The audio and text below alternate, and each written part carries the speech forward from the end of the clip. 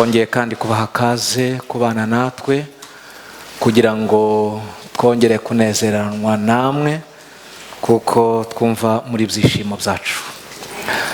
Reka dukomeze icyigisho cyacu duhera mu gitabo cya Biroma igice cya 8 murongo wa 13.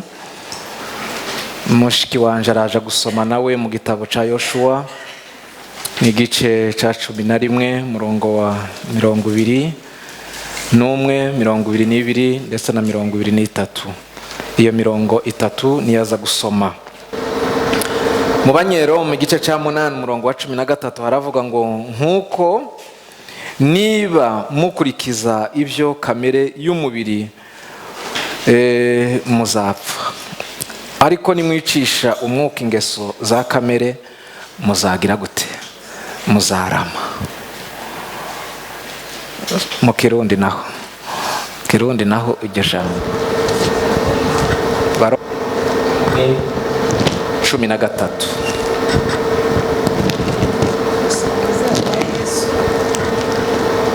Abaroma 8:13. Yego. Ngo kuko namba mwitondera ivy'akameremere kanyu ntimuzobura gupfa. Yego. Ariko nimwica ivy'umubiri ukora muvyicisha impwemu muzobaho. Amen. Yoshua gice cya 11 murongo wa 21 na 2 na 3. Iyo mirongo kwa 3 turasoma muri Yoshua gice cya 11:21 kugeza 23.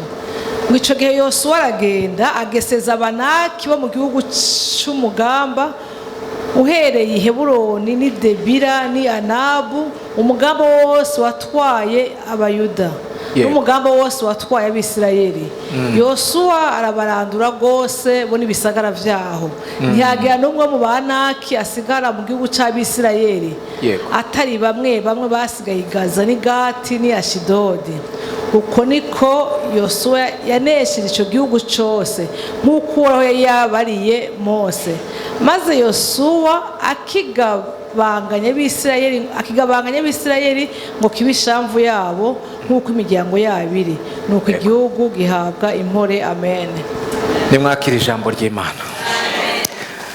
Turacakomeje kuri ico cigisho cacu igice cya 2, kutishushanya mu biki gihe. Iki gihe ni ibihe abantu bumva ubuzima bwabo bugomba koroha n'imibereho yabo ikabaho yorohereye. Abantu benshi bumva bashaka gukira batabashije gukora, abandi benshi bakabasha kubona indonke ariko kandi batazikoreye. Ariko Bibiliya iratubwiye ngo mwicishe kamere ingeso z'umwuka. Aho ngaho ngo uzabikora gutyo uwo nguwo afite igihe cyo kubaho, ariko utazabikora ubuzima bwe burangiriyeho.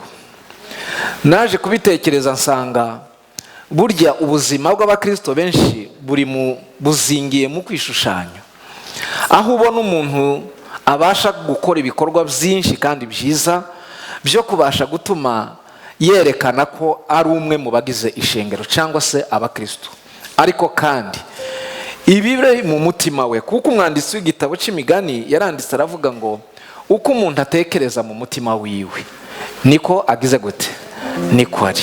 Ni ukuvuga ngo ibyo tureba aha kuri Housing, ibyo abantu batubwira, ibyo abantu bitwararika, ibyo abantu bikora si byo, ahubwo ibyo abantu baba byo ni uko umuntu ari mu mutima mu bwigobeko hahandi tutabasha kureba. Nibyo biza kugaragara inyuma, bikaza kuboneka hano inyuma yacu. Kwishushanya rero ni igikorwa kingana n'uko umuntu ari mu mutima we, bikaza kugaragarira mu ngeso no mu mivugire yiwe.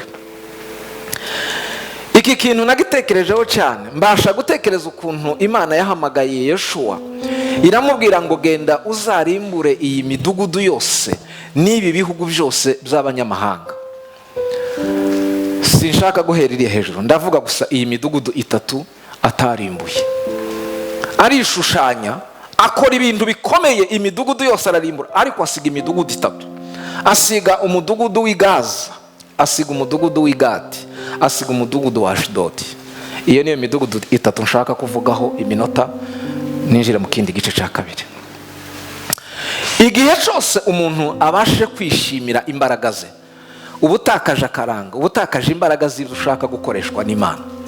Igihe cyose wishimira kubasha gukoresha imbaraga z'ubushobozi bwawe, ico gihe ukuyeho ubushobozi bw'Imana mu buzima bwawe.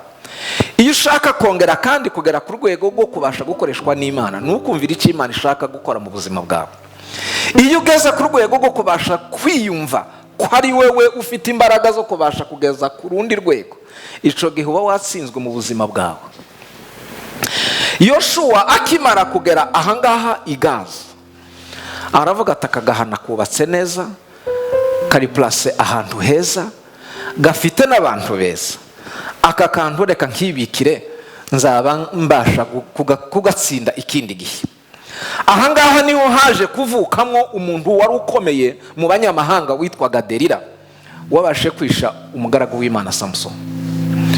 Igihe cyose utabasha kurimbura ngo ubashe gusiribanga no kwica, aho niho hazabasha kuvuka umuntu uzabasha kwica umwe mu bagaragu b'Imana. Ahangaha rero i Gaza niho Delila yavutse.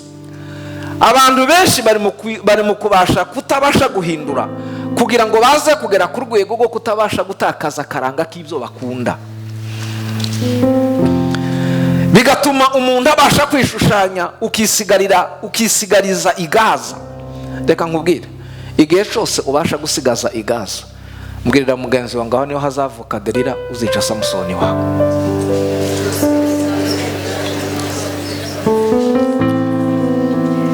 Ni agahana keza gakunditse kameze neza.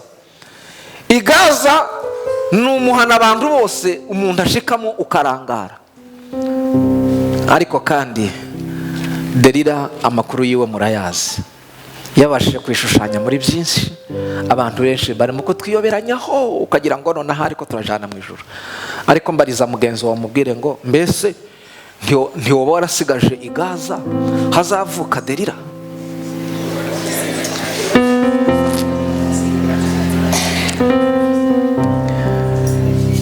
Umuhana wa kabiri yanze kurimbura, abasha kurenzaho, arasobekeranya, aratwikira, ariyoberanyirizaho, ni umuhana witwa Igati. Igati niho haje kuvuka umugabo wari ukomeye witwa nde? Goliyati. Reka nkubwire, igihe cyose utazarimbura ukabasha kurenzaho ukiyoberanyiriza, wiremekanyirije, ubugome buzaza kuvutsa intwari zabera. Goliyati uyu nguyu muramuzi, abasha guhaguruka no kurwana urugamba hamwe na Dawidi. Yari umwe mu ntwari eshanu z'Abafilisitiya zari zikomeye i Gati. Uyu nguyu yishe benshi, uyu nguyu yabashije kuvutsa ubuzima bw'abera benshi. Muribuka Isiraheli yigeze guhungira ahantu mu mwobo, baratinya, ntibaba bakibasha kuvuga izina ry'Uwiteka. Igihe cyose tutabasha gusemba tukiyoberanyiriza muri iyi midugudu, bituma tubasha gucumbikira ab'Igati, ubuzima bw'abera bukazaza kuhatikirira. N'ubu ngubu turi kumwe namwe, hari ubuzima bwa benshi bwamaze gutikira mu bantu benshi, ariko nyamara hano inyuma kuri ya uzinga ihoho hamera haryoshye, hameze neza.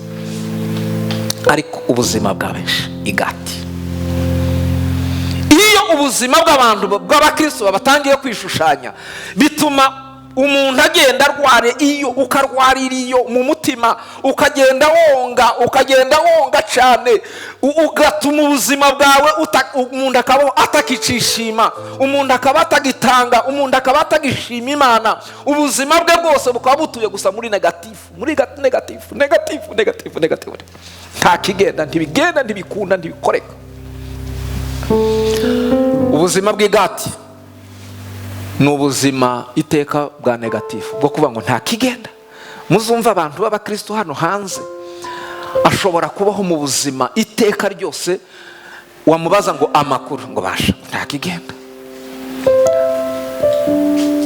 Wangurije no ku mahera niba uri 5,000 ngo uracamye no kuyavuga wewe.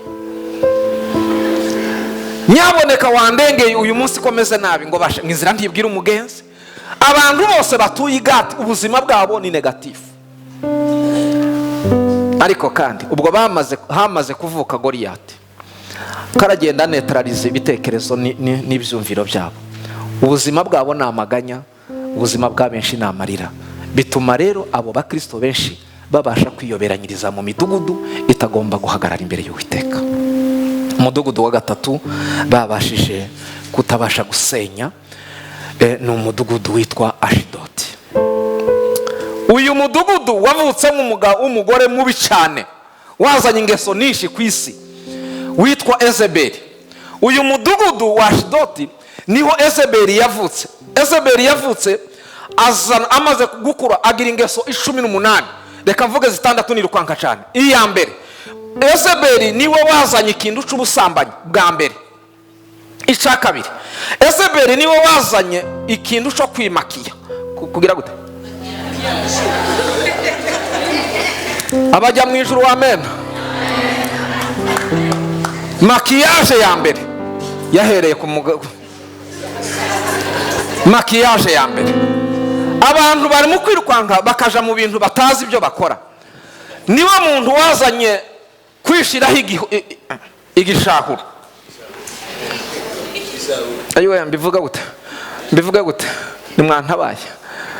Niwe wazanye kwimakiya, kwisiga bimwe by'imituku n'ibindi by'umweru, make up. Yego.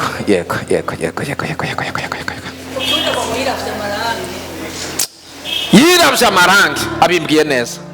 Ni ukuvuga ngo usanga abantu b'abakristo mu ishengero umuntu akimakiya, akisiga, akitukuza kugira ngo abe mwiza. Oya, uba utangiye kurwanya Imana. Wariyoberanyije. Imana yakuremye uri naturel. Ubuzima bwawe ntavogerwa. Po yawe ntigomba guhinduka kuko Imana yakuremye uri inzobe, uri ukumeze, uri naturel.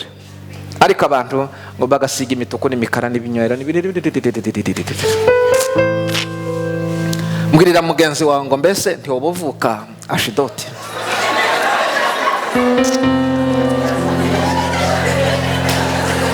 Iyo bigeze aho rero ubuzima bw'abantu benshi babasha gutumva, abandi benshi ubuzima bwabo bakumva ari ibintu byo gukinisha. Igihe cyose tubasha kwihindagura, tubasha kwiyoberanya, kandi turabakizwa. Imana ishimwe cyane kuko yumva gusenga, tukaririmba, tukanezerwa. Imana ntikikureba. Imana ntikikureba, ntikikwitaho. Igihe cyose wadukanye ingeso n'imitwarire n'imigendere n'imivugire yose muri Ashidodi. Cya gatatu, niwe wadukanye kwambara ibintu bibi, kwambara nabi. Muzandebere abakizwa hanze aha. Hano ho mwe ndabona mwambaye neza, Imana ibahezagire. Umuntu akambara impuzu yiwe yiguriye mu isoko, yiguriye mu mahera yiwe, akananirwa kwicara, yaje kwicara akambara isakoshi. Akambara isakoshi. Isakoshi nayo ni undi mwambaro waje. Iyo umuntu atuye Ashidodi nyine yumva byose ari byiza cyane, ariko Bibiliya tubwira ngo ntitwishushanye n'abiki gihe. Iki gihe tudahwanye, twahamagariwe kwamamariza ubutumwa bwiza no kuvugira Yesu Kristo kuko ari umwami. Ariko kuko Yesu nyine kuko ari umurundi, ndi mu gutekereza ko Yesu wenda ashobora kuba ari umuturage w'igihugu abaturage batuyemo. Yesu ni umurundi hajya. Ashobora kuba avuka wenda i Bururi cyangwa se sinzi n'ahandi. Izo kwaro kugira ngo abantu biyorohereze mu mitima. Ariko mureke mbabwize ukuri, ingeso zose z'abantu batuye Ashidodi ni ukwambara nabi, bakiyoberanya. Turabakizwa, turaja mu ijuru, turabagenzi, naje narakijijwe. Wokizwa ukananirwa kwambara. Reka mbabwire narahindutse, izina ambirindirisha.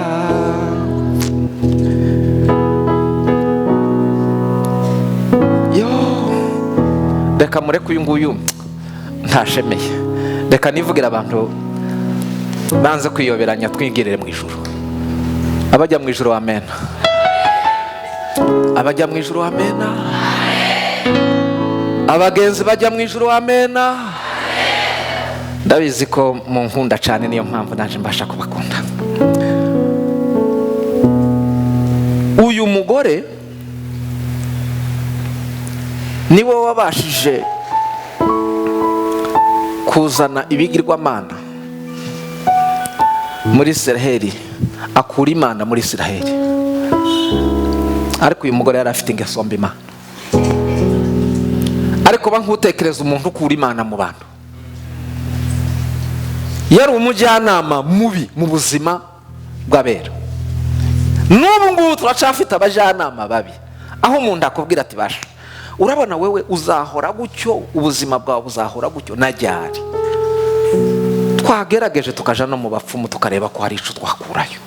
Umuntu akaba yariza abapfumu bataramuriye ishuri, umuntu akabona akazi abapfumu bataramuriye ishuri, umuntu yamara gushika mu kazi ngo kugira ngo zaronke gusa promosiyo. Promosiyo ni ugukora neza, promosiyo ni ugukora neza. Promosiyo si ukuja mu bapfumu, nyine iby'abapfu biribwa n'abapfumu. Bibiliya iratubwiye ngo haleluya Yesu, niba twarabashije kugera ku rwego rwo kwicisha kamere ingeso z'umwuka wera, ngo mumenye ko dufite ubuzima. Ariko nyamara nimba tubasha kongera kandi gusubira inyuma mu byake, ngo mumenye neza ko tugeze ku rwego rwo kurimbuka. Iki gihindu cyo kwishushanya mu mashengero menshi no mu bakristo benshi bakibikunda, ahubwo basigaye babwira gusa ngo ugiye kuja muri Amerika, ugiye kubona amazu. Ninde aho twababwiriye cyangwa se izo nkuru zose twazumviye, ninde wagiyeyo? Ni ibiki mwabo? Ushaka kugira icyo abona muri Kristo Yesu, ni ukuva muri ibi bintu byo kwishushanya, agakizwa akavugana n'Imana. Dawidi yaravuze ngo nta wayikoreye wikoreye amaboko. Siko bizaba ku bantu babitegereza. Ni ukuri kose uwohinduka agahinduka musha muri Kristo Yesu, akava mu kwishushanya muri ibi ngibi by'iki gihe, bituma ubuzima bwe Imana ijuru ryose riramanuka rigasabana nawe. Reka twinjire mu gitabo cy'Itangiriro, reka nihute cyane. 22 igitabo cy'Itangiriro. Bibiliya iratubwira ngo aho tuhasanga Aburahamu yabashije kugera ku rwego rwo kubasha kuba umuntu wabashije kuba yarahindutse. Ngo amare guhinduka aravuga ngo ubuzima bwanje Aburahamu sinkibufata, ngo arebe ukuntu Imana yari imuhamagaye imwereka umudugudu Imana yubatse ngo ikanawurema. Aravuga ati ubwo ari uko nguko bimeze, Aburahamu sinkicubasa amazu yini wacu. Bibaye ngombwa ko nzibera mu ihema ubuzima bwanje bwose, ariko kandi kazirukanka kazaja kugera ku rwego rwo kuzabasha kuba muri uriya mudugudu Imana yubatse kandi ikanawurema. Bibiliya ikatubwira ngo yihutira ku gice cya 12 ngo arahaguruka aja yerekeza iyi Imana ishaka. Ubuzima bwe bugeza mu nzira burahinduka, ariko nyamara ahagurukana n'abandi batumvise amajwi. Turi mu kujya guhaguruka tugahaguruka n'abantu batahindutse, bigatuma urugendo rwacu rukuriba rutihuta, bigatuma urugendo rwacu rutabasha kugera ku rwego rwo kuba abantu babasha kwihuta ngo bagere mu rugendo. Ajana na mwene Setera ngo ijwi ry'Imana riraceceka.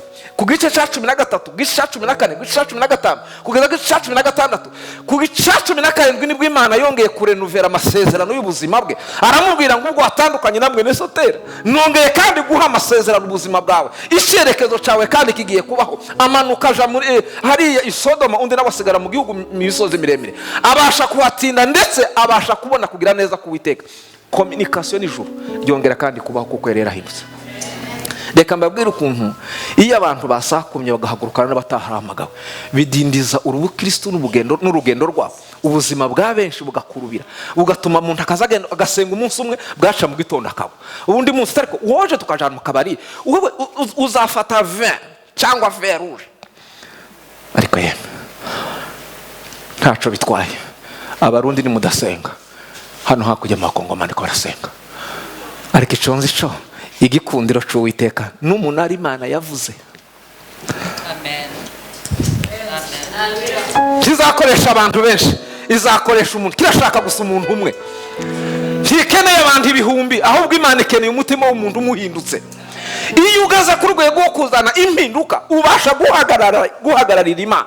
Imana yahamagaye Yeremiya iramubwira ngo yewe Yeremiya we, mbonye ngiye kurimbura. Aramubwira ngo haguruka unshakire mu gihugu, unshakashakire umuntu umwe ukiranutse.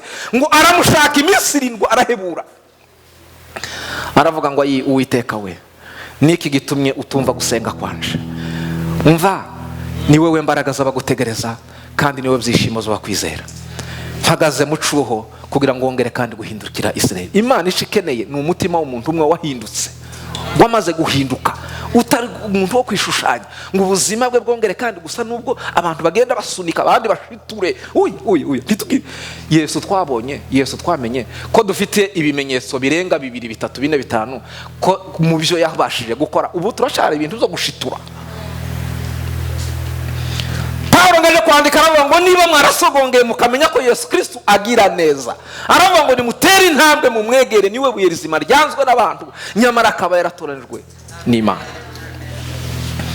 Impinduka z'ubuzima Aburahamu ngo ahageze ku gice cya 18 ayongera kandi guhabwa isezerano rishe 20 abyara umwana 22 umwana amaze gukura. Imana iramubwira ngo amaturo n'ibitambo sinkibishukunda. Abantu bari mu guhendwa, abandi bagahendahendwa, abandi bakarangazwa, bakamubwira kugira ngo uzaje gusubizwa neza, ngo nuko watanga ishikanwa ngo ryishimwe, abandi ngo ngishingwe ngo gitambo. Ninde babwiye ko tukiri turacari mu bitambo?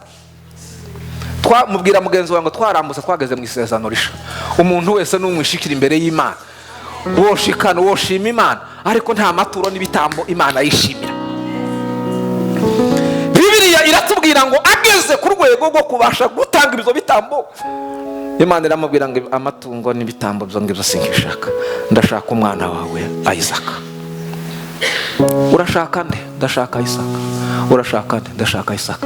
Bibiliya iratubwira ngo yamaze iminsi 3 ahagaze ku cyapa, ahagaze atavuga atekereza. Mbwire madamu, mpamagara umuryango, mpamagare abaturanyi, mbabwire ntibavuga ngo ndasaze. Bibiliya irakatubwira mu gitabo cy'Igiswahili nasomye iravuga neza ngo akakusudia moyoni mwako, nukuvuga ngo agambirira mu mutima we guhagurukana Isaka. Aravuga ati nahawe Isaka w'amasezerano, ntabwo ubwo na munsi namuhawe Sara twari turi kumwe yasigaye ku ruhande, ninje wahawe. Reka nkubwire ko ari wowe wahawe isezerano. Isezerano wari hawe, nta mugabo uhari, nta mwana uhari. Buri muntu wese ni ikinege mu masezerano y'Imana. Bibiliya ikatubwira ngo ahagurukana Isaka, ngo bagere mu nzira. Isaka aramubwira ati papa we, ko twari dusanga tuja gutamba ibitambo, none intama iri hehe? Ko dufite umuriro tukaba dufite n'icuma, papa muze wibagiwe. Ayiwe abacishije icuma mu nda we. Oya, ninde muntu ufite abana 5 hangaha?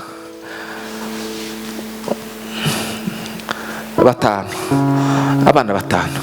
Umukuru wa muzana tukamushira hangaha. Abafite abana 5 baraduhakaniye. Hari ufite abana 6 yemewe, 7 se abana ndwi. Imana iguhezakire. Nanje ni kimwe nawe. Mwira duhagurukane ubwo tunganyije tuvugane. Umukuru wawe umwana mukuru n'umuhungu, nanje n'umuhungu. Mana biragenda gute? Je nazaga ngo none n'umukobwa tumutange, none uwo muhungu wamuzana tukamutanga gute?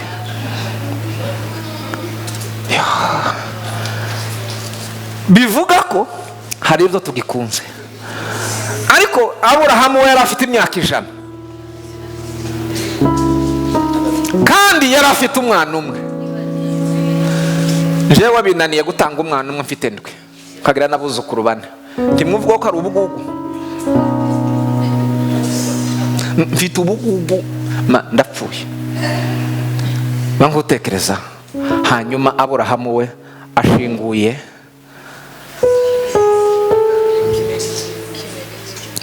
ikinege, aramushanye. Ageze mu nzira aramubwira ati ariko papa, yari inshuti gayiwe, none se ko tugiye tukaba dufite icuma, tukaba dufite inkwi, intamiri. Ubwa kabiri aramusogosa ubwa kabiri. Ariko kuko yari yarahindutse aramubwira ngo Bwana atajipatia, Uwiteka Imana aratugerayo arabasha kwironkera.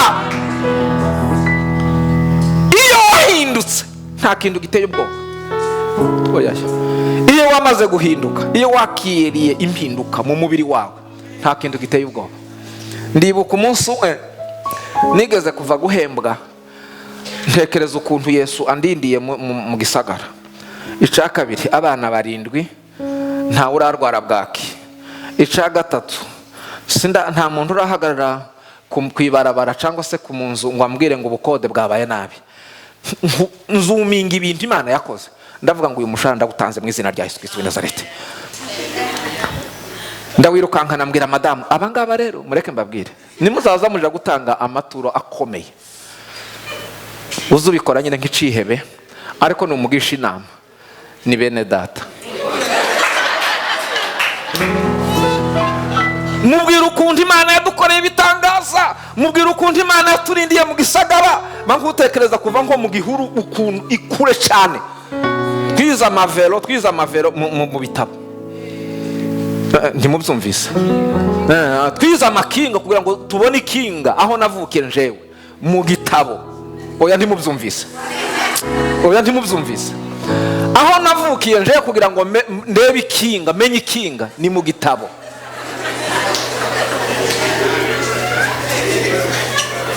Ntimwobyumva mwebwe, mwebwe ntimwobyumva. Nyuma yaho wisanze mu gisagara gutyo, Imana ikakurindira abana ntibabe bamayibobo, abavukiye mu gihugu bakaba bamayibobo. Oya ntimubyumvise, ntimubyumvise. Abavukiye mu gihugu bakaba mayibobo, abandi bakaba indaya, abandi bakaba basazi.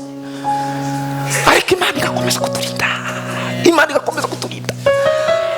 Bashaka abana bafite indero bakavuga ati ukora iki, mukoresha iki, byakozwe gute. Oya ntimwobyumva, ntimwobyumva, ntimwobyumva. Ndabitekereza ndavuga ati ngeze ku rwego rwo kugira inzu mu gisagara. Oya ntimwobyumva. Ngeze ku rwego rwo tuparatunga imodoka mu gisagara. Oya ntimwobyumva, ntimwobyumva.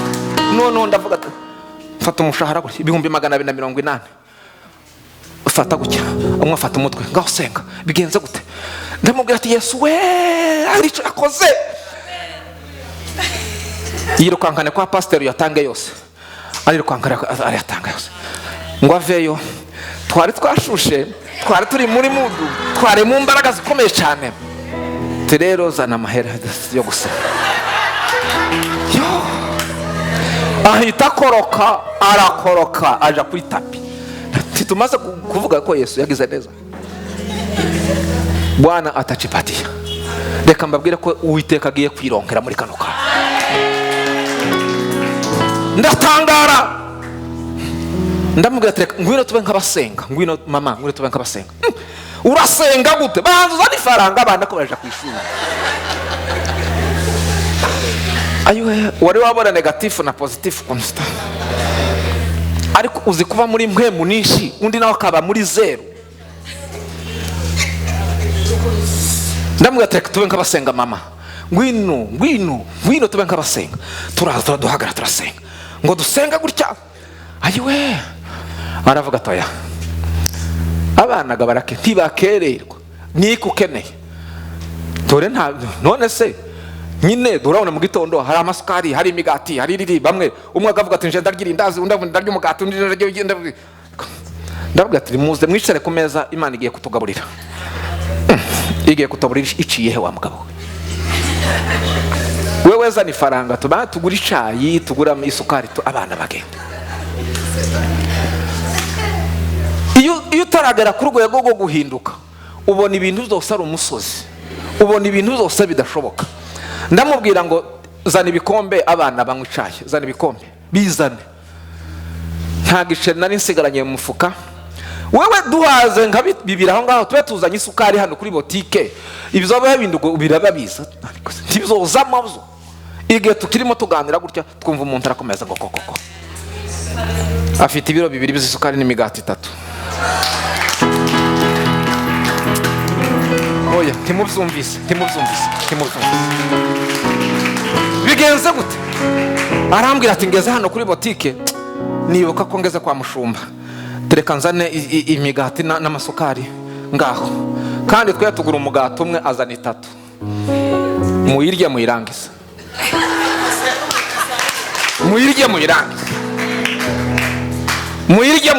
ino migati. Afashe n'ibihumbi 80, aravuga ati ngaho nimugerageze, sinzi ikibazo mufite. Ndamubwira ati mada fata amafaranga. Ayiwewe, ndamubwira se urashaka kurya iki, urashaka kuzahaha iki muri uku kwezi? Mbwira umwana wa mbere nawe uvuga ibyifuzo byawe, vuga ibya kabiri nawe uvuga ibya gatatu. Mwese barandika barahurutura.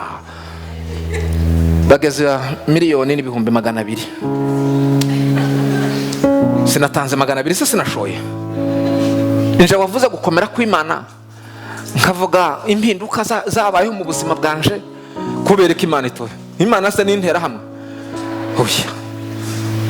Ndavuga ati uyu munsi ubwo rero ari ibyo ngibyo, mpamagaye ikamyo y'umuceri ize. Uyu mugore azacuruza imiceri. Igihe turimo tuganira gutyo mbona imodoka iraparitse hariya.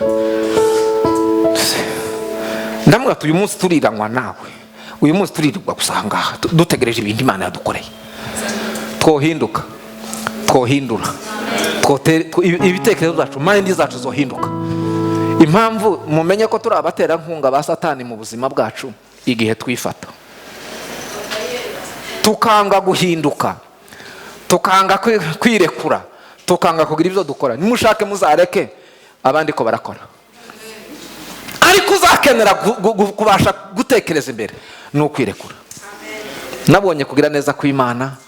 Imana yakoze bizinshi ku buzima bwacu. Umugore yarambwiye atewe, noneho ndaguhebye, noneho ntukira umugabo ba Yesu Kristo, none rero ubwo ari uko nguko, uhereye uyu munsi sinzosora kukuvugana nawe, nzaza nkubwira gusa ngo amina, nzaza gusa ngo amina.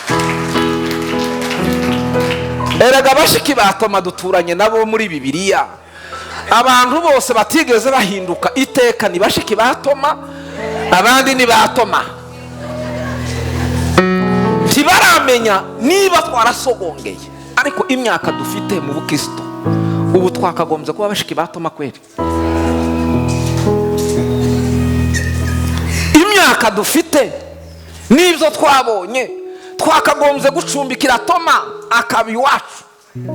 Nukuri kose ntakigenda, nukuri kose ntibikunda, nukuri kose byaranze, nukuri jewe ndabibasha. Oya, Toma we, mushiki wa Toma we. Hari ikintu cyanejeje iyo tugize Imana tukagira ikibazo, tuba tugize Imana yo kubona Imana. Oya ntimubyumvise, mwobyumva se? Ntimwobyumva. Iyo tugize Imana tukagira ikibazo, tuba tugize Imana yo guprofita Imana.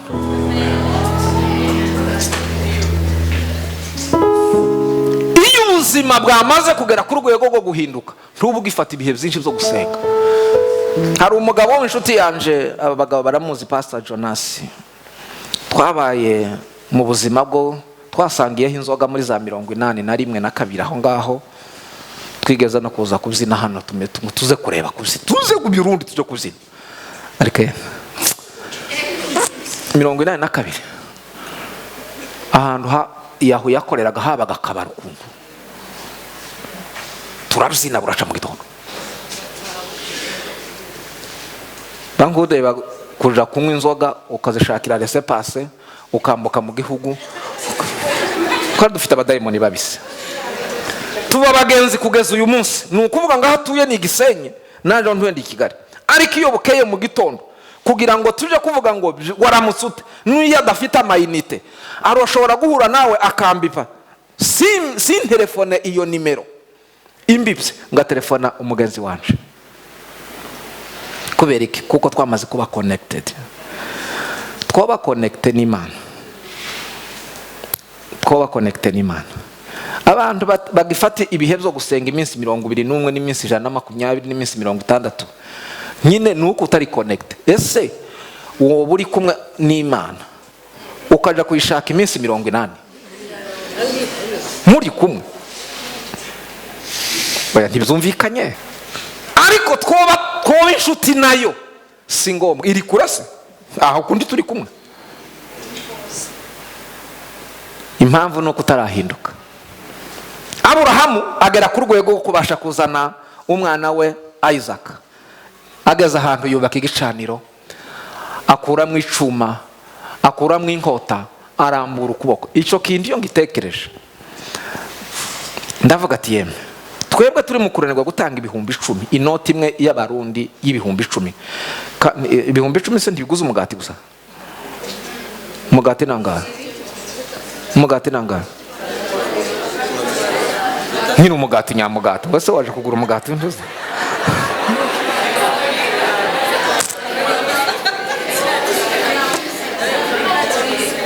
Umugati nyamugati nyine wa wundi wa muri bo. Ni bingahe? 3,500. 3,500. Reka tugaruke. Ntaco bitwaye ayo ngayo nyine uko nyine ukugura nyine uko nguko. Nta muntu wari wicara ngo atekereze bagutekereza ubuzima bwawe ukuntu butangana n'umugati. Utekereza guha abana bawe ibintu byiza, ariko wagara mu ijoro ukabasha gutanga ibintu bidakunda. Ico si ikibazo cawe, ni ikibazo cyuko utazi ukorera. Uwo musobanukirwa, uwo bimenya, uwo menya igikorwa ugiyemo, uwo menya ubuzima aho ugiye gucuruza, aho ushoye, ntiwotinda kuharekurira amahera menshi. Ariko impamvu yo kutamenya ibyo tubamo nyine ngo nabadebora ngo basha ngo nibajane na 500, ntaco bitwaye, uzahora ubona 500. Ariko kandi iyo wamaze guhinduka, reka ngasubira inyuma gatoya, hariya iwacu mu buzima bwacu bwa minsi yose, iyo umuntu afise ubukwe hano iwacu, umuntu akaguheza invitation, urakora ibishoboka byose ukavuga ati uyu muntu ntazambone kuko ntazancishe mu ijisho. Ariko kubera iki twanga ko abantu baducisha mu ijisho? Imana.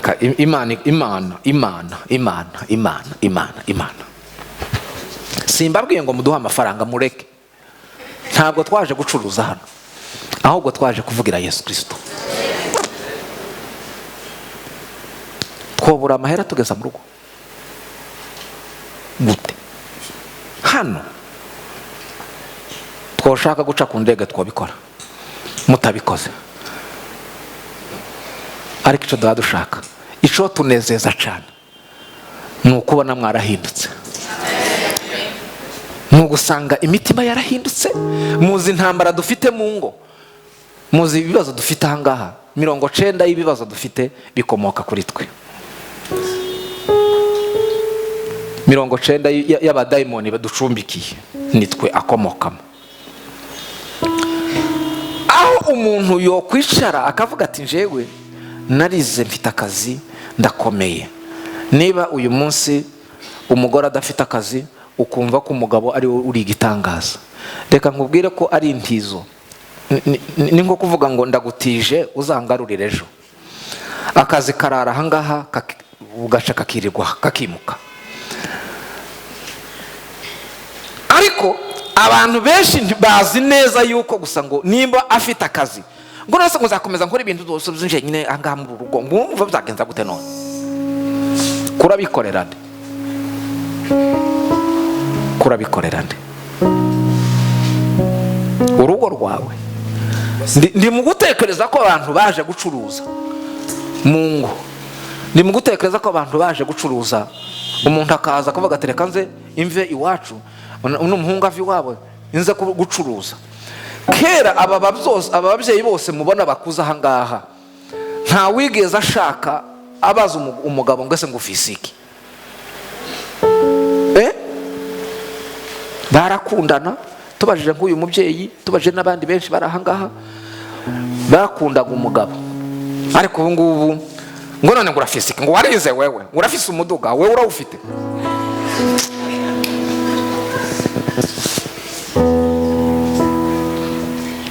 Ngoya ngo use ngo nje ngo nata.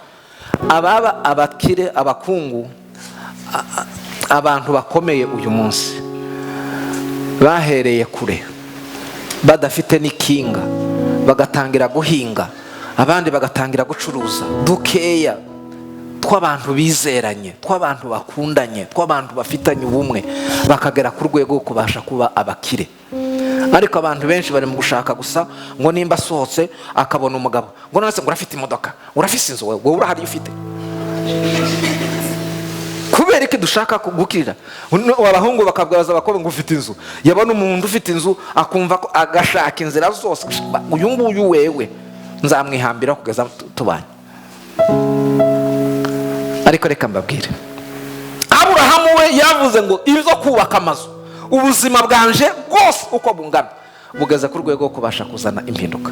Bibiliya tubwira ngo arambika Isaka wiwe, arambura inkota, atagiye gupima, ntiyapimaga, ntiyagezaga, ntiyavuga ngo reka mpime, oya.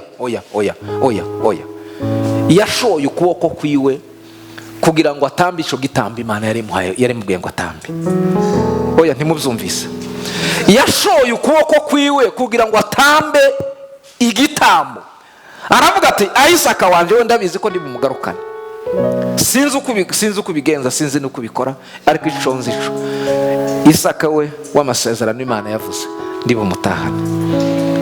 Bibiliya yatubwira ngo arambuye ukuboko kwiwe ngo agiye kumusogota, ngo marayika w'Uwiteka ava mu ijuru aramubwira ati Aburahamu, kuko wahindutse, ubuzima bwawe bukaba bwarahindutse, ukaba utanimye umwana wawe Isaka, sinzabura gusohoza isezerano. Ariko oya, abantu bari mu gusenga, Mana turarushe, kugira ngo uje gusohorezwa isezerano no gutanga igitambo. Shambere guhinduka, ica kabiri ukirekura. Isezerano nziza abasha gusohora igihe cyose utaranyeganyeza umutima w'Imana. Kwiyiriza no kumara igihe kinini usenga ntibizotuma ubasha kugera ku rwego rwo guhinduka. Bibiliya yatubwiye ngo harageze ko tubasha kugera ku rwego rwo kuzana, rwo kuva mu bantu bishushanya. Aburahamu yirekura imbere y'Imana, ngo yirekure, Imana ireba mu mutima we, iravuga ati uyu muntu koko yarirekuye, yaramaramaje, nta kintu na kimwe asigaye. Bituma Imana yongera kandi kumuheza amasezerano no kongera kandi kurenuvera ubuzima bwe. Reka nkubwire ko igihe cyose tubasha kuba turi imbere y'Imana, turamutse tugize imitima misha, twogera ku rwego kuzana impinduka, n'ibyifuzo byananiranye gusubizwa, n'ibyifuzo twasengeye imyaka myinshi biraha, ibisubizo biraha, gusa ndasubiza nde? Tugiye gusenga. Bibiliya iratubwiye ngo harageze ko tuva muri round yo kubasha kwishushanya n'abiki gihe, ahubwo duhinduke rwose, tugize imitima misha muri Kristo Yesu. Tuzabasha kugera ku byo twifuza, ubuzima bwacu buzahinduka, tudafashe ibihe byo kwibabaza no gusenga. Ntabwo Imana dusenga ari bayali, nta nubwo iri kure yacu. Umuririmbyi yarivuze ngo ntabwo yaturetse, nta nubwo yatwibagiwe. Nubwo bimeze gutya, hindukira, hanyuma ubuzima bwawe bugira agaciro. Kadusenge.